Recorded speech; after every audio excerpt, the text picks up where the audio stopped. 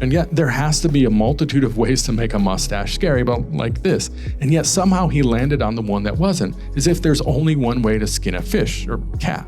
And it just didn't do it for me, but give me some hair clippers and I could probably give that mustache a makeover. And even with a few days of rewrites, you could probably fix most everything else too, by simply starting with a slower reveal, which would naturally allow the tension to build, to lure Ellen, the most beautiful priestess in all the land and across all the cast, so cut the cuties, and give her powers not yet realized to not only passively draw the undead, the supernatural shape-shifting suitor from his slumber, which where was that inciting incident scene too, but with this mutually oppressive seduction that pulsates and paces the dread while weaving in more of the surrealistic supernatural, which would be not just scary but might even say something about society, and then by in turn giving Orlok more power and paranormal strength to do weird things, and especially at the end, give him more fight and self-preservation. So that when Ellen's sacrifice is not only thematically poignant, it's physically difficult. So if she's going to sacrifice herself, let her tap into something that she's learned from the occult and Dafoe